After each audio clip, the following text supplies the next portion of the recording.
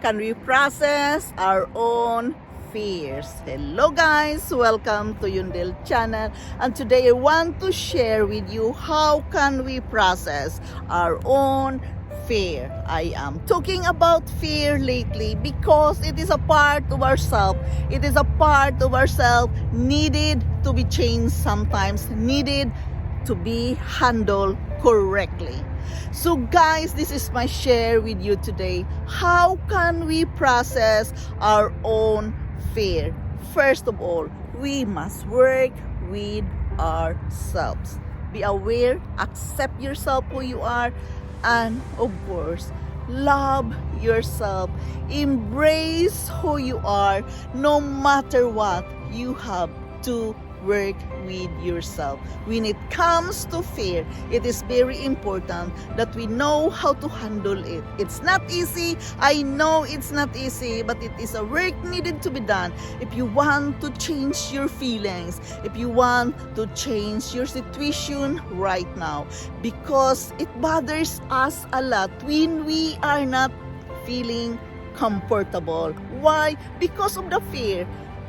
Feeling that uncertainty of fear can cause us depression, anxiety, and mislead you to the things you don't like to do. So therefore guys, I am sharing with you today how can we process this situation. How can we process our own fear? First, we must learn to identify what causes our fear. Yes, your situation right now. What causes why you are afraid at this very moment?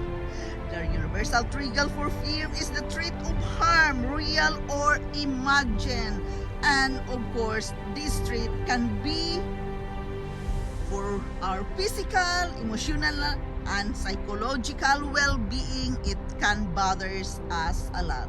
While there are certain things that trigger fear in most of us, we can learn to become afraid of nearly anything. Yes, we can be afraid because of fear. Scary things which we don't like, but it happens anyway. And fear, sometimes we don't have control about it.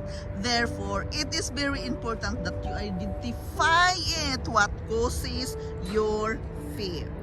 Well, there are certain things that trigger fear in most of us guys. We can learn to become afraid of nearly anything because you are there, you are not facing it correctly.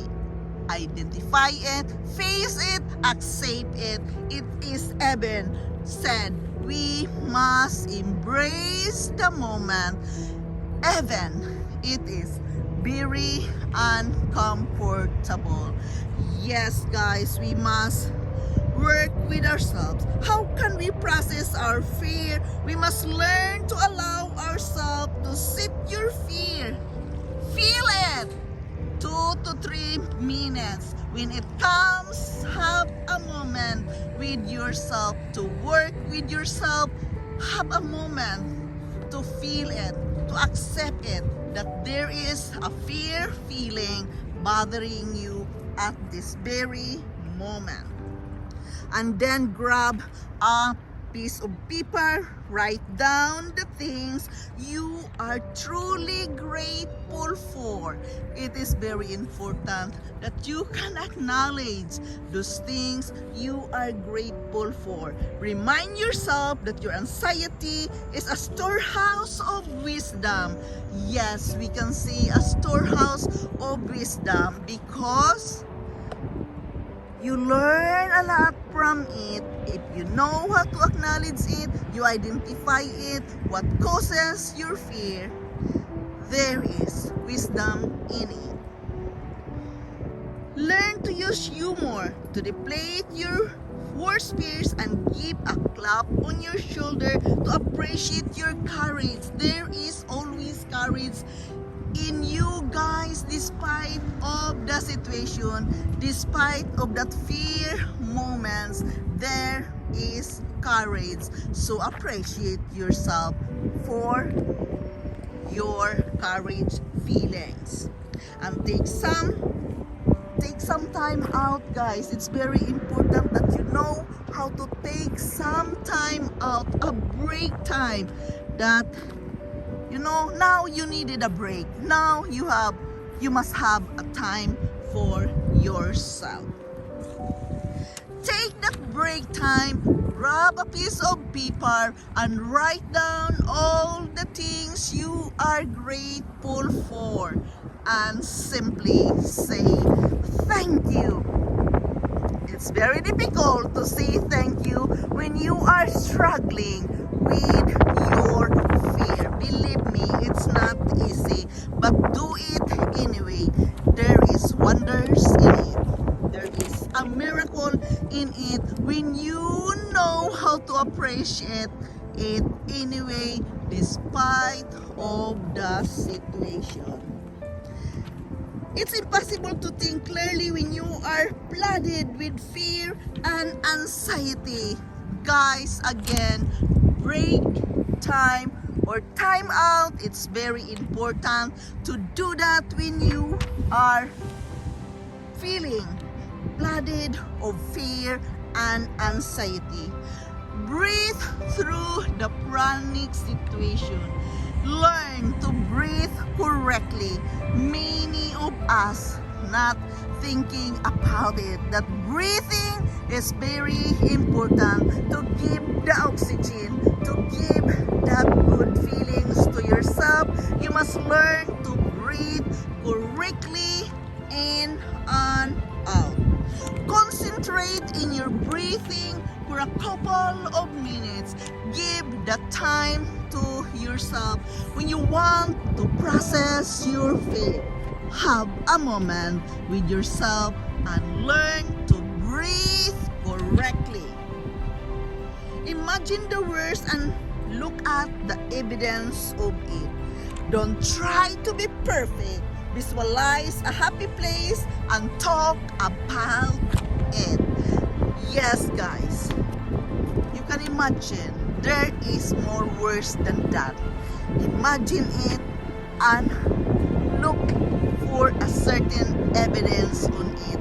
When you can identify it, there you are. The thoughts of being grateful, anyway, it will come to you, and it is time to write it down.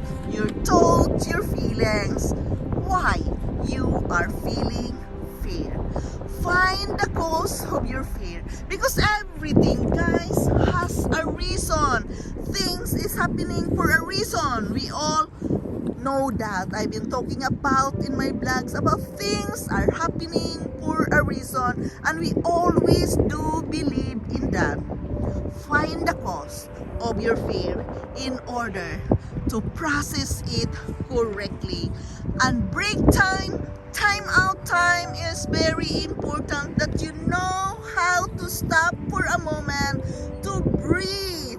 Notice, acknowledge the way of your breathing. Are you breathing correctly or not? You must identify it and acknowledge it, because it really changes your state of mind. When you can do that, do the right breathing. Our brain needed oxygen. Our brain and body needed to relax in order to think clearly. So guys, be kind to yourself. Don't try to be perfect. And I've been also talking this a lot of times about this happy place. Go back to your deepest self and find your own happy place. How can we process our own fear? It is a work we need to do for ourselves. It is a work, action you must do for yourself, that you are going to take away that fear and anxiety you are feeling right now. Always know yourself and identify it, what really causes your fear. Remember, you are the one who knows yourself, and I've been talking about finding your own happy place. Guys, this is really important that you know you have a happy place you can go to have a silent for yourself, to be with yourself in order to have a clear mind. Because the book says time out, break time is very important when you are going to process your own fear. Because it is very important, guys, that we know how to process it, feel it inside, and be grateful for it, because many things comes in your mind, things to be grateful for when you know how to process your own fear, and it can turn away into courage. There you are. The stronger side of you comes out when you know how to process your own fear. I know it is easier said than done. Yes, it is always be. But guys, accept it anyway.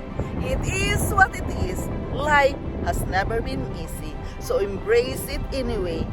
Using fear turn into courage. Thank you so much, guys, for watching. Thank you so much for listening. Again, I am forever grateful to each and every one of you dropping here in my channel. Guys, I love you all. Don't forget to click the like button and subscribe. I will get back to you. Thank you so much, guys, and I love you all, and bye-bye.